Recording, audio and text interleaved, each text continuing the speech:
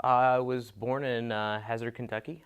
Um, when I was about 6 months old, I believe, we moved to Louisville. From there, in third grade, we moved to Lexington, and I've lived in Lexington the entire time since then, other than my time in the Navy. Did you attend the public schools? Yes, I attended Henry Clay High School, actually, in town. Okay. From high school, actually, I spent the summer with friends, and then pretty much immediately jumped in the Navy, enlisted.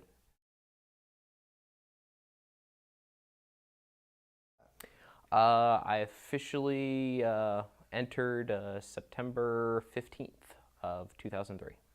2003. What motivated you to go into the United States Navy? Well, unfortunately, in high school, I slacked off a little too much, procrastinated a little too much, needed some discipline. So I wanted to go to college, but I knew I wasn't ready. I'd make the same mistakes I would have made in high school. So I decided to enlist and get some money for school via being in the military with the GI Bill. My parents were all for me joining. My mom actually was a staff sergeant in the Army Reserves, Okay. and my dad would have served in the Army, but he was medically disqualified Hmm. when he tried to join. I was trained at NATTC. Well, take that back. Recruit training is actually in Great Lakes. That's the only Navy basic training anymore. Great Lakes being exactly where as far as Illinois. It's just north of Chicago. Okay. I believe it's like an hour train ride to get into Chicago proper. Okay. From there, after I graduated basic training, I then went to NATTC, Naval Technical Training Center, Pensacola, Florida, where I received my MOS training. I was a avionics electronics technician. Pretty much I was responsible for radios, radar, identify friend or foe systems, pretty much anything with a circuit card that was in the plane I worked on and repaired. It was interesting. I was actually, when I was going through, they actually were building new barracks for the base. We did not get in one of the new barracks for the base. We were still in the old barracks that had been built, I believe it was in 1940, 1950. Wow. Yes, so heat in the showers didn't work all the time. Heating in the air conditioning didn't work too well in the summer. In the winter, it was too cold. Physically, not too much. I mean, it's more of a mental thing with basic training. Okay. Physical, I mean, other than what you have to do for your basic physical readiness test, which is a 1.5 mile run. I mean, sometimes they push you and tell you to run until they say stop. But other than that, physically, it's not too demanding. Mentally, I would say it was, we went through a lot of theory. The school I went through, avionics technician school, is actually, as long as that's still correct, I believe the second hardest school they say it is to go through. The first being nuke school. Okay. So a lot of math, a lot of AC/DC circuits, logic in regards to electronics, learning how to troubleshoot all sorts of electronic systems, Okay. all sorts of stuff like that. I was actually assigned after graduating my rating school, AT. I was actually transferred to VS-31, Sea Control Squadron 31, where I started doing my job after being TAD assigned for a few months. But yeah, I started doing maintenance on aircraft. I actually went through specialized training, which taught me how to do maintenance on the S-3B Viking aircraft in particular. Okay. So I was specialized in that, and from there I spent the rest of my time working on S-3s. The S-3B Viking was originally built, I believe, in 1974. It came out fleet-wide. It was built originally as a anti-submarine aircraft, carrier-based.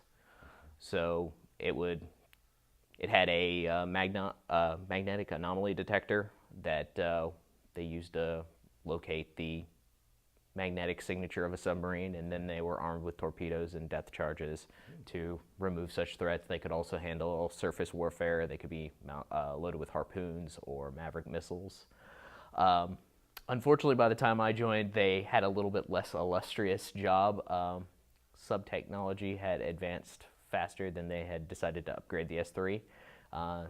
So they decided instead to use them as tanker aircraft. Pretty much we were flying 711s. Oh, okay. But occasionally they would load us with bombs in the bomb bay or a missile, and if anything was a threat around, we'd obviously be in charge of identifying them and determining threat or intent.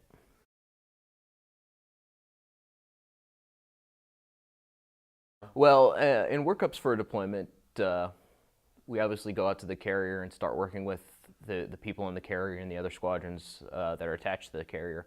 We had an interesting setup with my squadron because we were an East Coast squadron stationed in Jacksonville, Florida, but we were assigned to go on deployment with the John C. Stennis, which was in San Diego at the time, or actually Bremerton, which traveled down to San Diego for onload.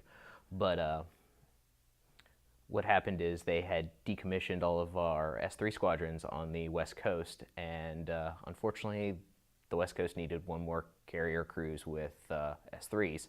So we were the lucky squadron that was elected to pack up all of our tools, all of our equipment, and fly all the way to San Diego to get on the boat. So we did this several times, which was an interesting experience. We went through about 2.5 months of workups in different, like a month here, a month there, where we'd go out on the carrier, deploy, make sure all the pilots were qualified to do carrier operations, make sure they could land on the carrier safely, get us used to working on the carrier as maintenance, figure out where our spaces were when we would be deploying. And from there we did our long 7.5-month deployment. 7.5 months. Yeah. Okay, that's a typical deployment? For Navy crews, yes. Well, it's shorter than like an Army or Marines because they can be upwards on the ground for over a year. But since the difference between the Army and the Marines is the Navy is always going out. Even when there isn't a war or any hostilities going on, there's still carriers going out and patrolling waters. So a normal carrier cruise is 7.5 months to 6 to 7.5 months usually. Well, we were doing flight ops one day. Seemed like a standard day, but we began to notice that the F-18s landing were coming back with no weapons on the hard points at all. Rare circumstance. Usually you see them go off with full weapons, come back with full weapons, unless they're doing a test shoot somewhere, something like that. It picked up a little bit. We started doing some flights that weren't on the flight schedule. We later found out a few days later that the F-18s had been called in by a special forces group that had been ambushed by Taliban soldiers, and the F-18s had been called in and wasted all their ammunition and got down to the point where they were doing strafing runs with their guns. Wow. At very close range. So it was nice to know that we had a part, because it would be my aircraft that were making sure those F-18s could actually get to the combat zone. Most people don't know, but when their combat sortie is ran, the pilots can spend 2 to 3 hours getting there, and they'll have an overhead time of 15 minutes, 30 minutes or so, and then they have to fly back to the carrier because their fuel's expended.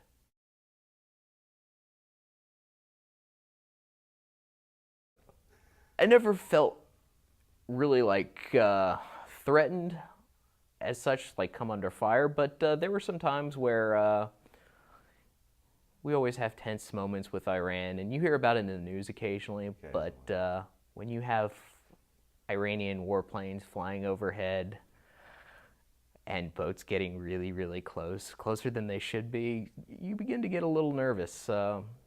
We had several Iranian P-3s fly overhead. 2 of those times we had to launch alert fighters to intercept and escort them away from our airspace. And one time we actually had an Iranian cruiser, some warship theirs, I couldn't identify it, but it was on a collision course for our carrier when we were going through the straits to get into the Persian Gulf.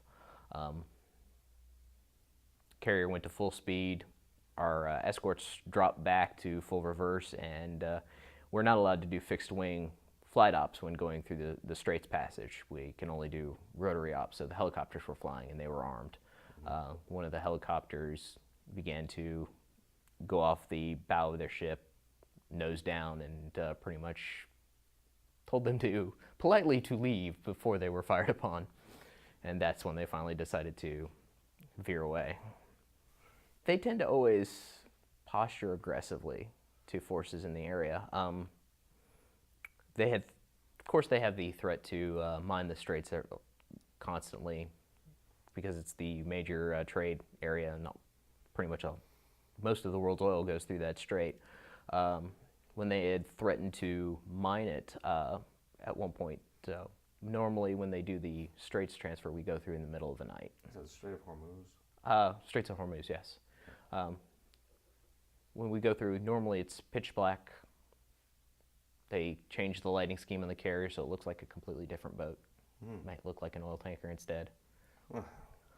Go through in the dead of the night. Nobody knows. We go straight through. When they threatened to, this was actually around the time, if you remember, when the British sailors were captured.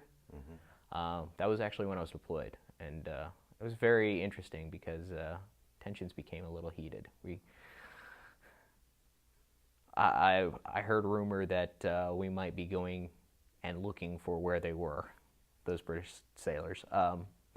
But when they made that threat in the Straits, we actually went through in broad daylight with 2 entire battle groups. What does a battle group consist of? Usually it's a carrier and all of their escorts, their escort destroyers. In this case, it was actually the Stennis and a landing ship. One of the, I don't remember what ship was out there with us, either the Baton or I can't remember the other landing ship's names offhand, but they went through. There was a ship deployed with us that went out with us. They were doing the Marine squadrons with helicopters on board. They pretty much stayed in the Gulf with Iraqi freedom. But there was also a carrier out there, another carrier out there with us. There was always 2 carriers out there while we were out there. I was actually in an active war zone. I was actually considered to be in an active war zone, so I am a combat veteran. Okay. Even though I was never fired upon or shot at. Okay, you were not fired upon. What were your feelings in combat, in that combat zone? Different? Not really. I mean, sometimes it was stressful because a few times we did cyclic ops where we were flying for 24 hours a day. Normally it's started about 11 o'clock flights, ended about 9, 10, 11 o'clock to do maintenance, fix all the jets up and get them ready for the next flight schedule. Cyclic ops, it's as soon as one comes in, send the other one out. So it gets really rough maintenance-wise. Trying to keep planes, fix planes as they land, because issues are bound to crop up. My enlistment was coming to an end just before we got off the carrier, so I got a nice little plane ride off the carrier. Took a Greyhound aircraft, the carrier onboard delivery aircraft, off to Guam. They flew me to Guam, then to Japan, then to Hawaii, then to Los Angeles, and finally back to Jacksonville, where I finished up my separation and went home. The stress of cruise was constant. I mean, you're working 7 days a week, you're working 16, 17-hour days just to do it all again the next day. It just sort of draws on and wears on. Sure. But then again, the port calls. We pulled into Dubai several times, got to go to Singapore, Hong Kong. Those were really cool. I really enjoyed those. Okay. Other than that, my time when I was back in Jacksonville, it was like working usually a regular 9 to 5 job. It wasn't bad at all. What was your favorite port of call? Favorite port of call? I really liked Hong Kong. Yeah. Hong Kong was fun. I would have liked to also have seen Australia, which we were supposed to have pulled in, but yeah, jellyfish clog intakes, and it was jellyfish season. Really? Yes, yes. Hmm. And supposedly Australia is, if you go on a West Coast cruise, Australia is the port of call to visit.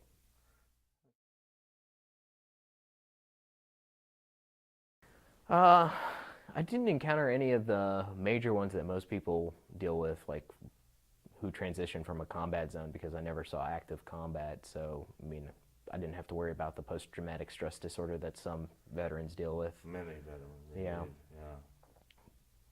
I mean, learning how to use all the benefits that I was given was the biggest challenge. In some cases, yes. It's a little slow to receive some benefits sometimes. When I first got back the first semester, I had used my GI Bill. So many people had gotten out and were using the GI Bill money. I applied in July and registered for classes, sent my information away to the VA to get it. By October, I still hadn't received any of the GI Bill money. Okay. Which normally isn't a big deal. I mean, it pays for school. Money for books would have been nice. Yeah. But with the post 9/11 bill, they also give you $1,000 for housing allowance. Okay. And at that time, I didn't have a job, so I was sort of relying on that money to pay bills. Yeah. They eventually did emergency payments in the end of October, but I didn't see the actual deposit that I should have gotten until end of November. It was actually 2 weeks before taking finals. Wow. That's a really long delay. Yes. Since then, it's gotten a lot better.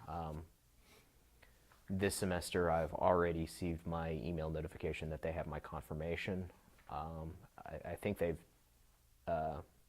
doing a lot more digital work on approving people now. Okay. So hopefully, I don't think I'll have my. They give you a $500 stipend for books every semester. I don't think I'll see my $500 stipend by the time classes start on the 15th, but I think I'll see them by end of August, beginning of September, and probably see my living allowance shortly afterwards.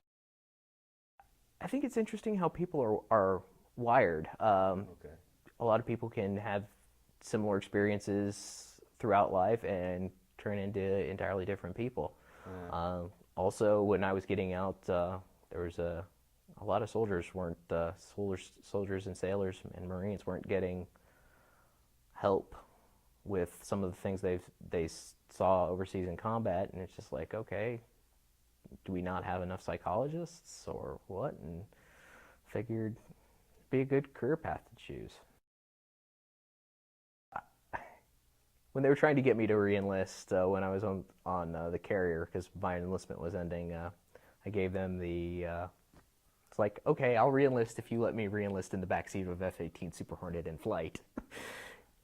They didn't want to go with that one, so yeah, they were going to give me my choice of orders, which I would have probably taken Japan and backseat of an F-18 Super Hornet re-enlistment.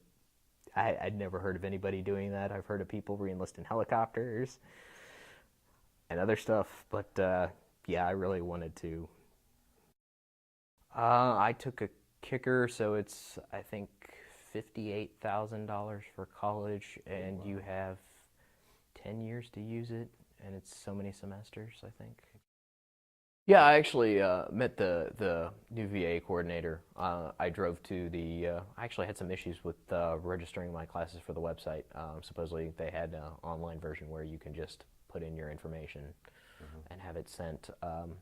I had issues with that, so I went to the Cooper campus, talked to her. She let me know what was going on. They actually weren't allowing the information to go to the VA until, I guess, this month. they must have just sent it away because I got that confirmation for my classes. But yeah, they've been really helpful.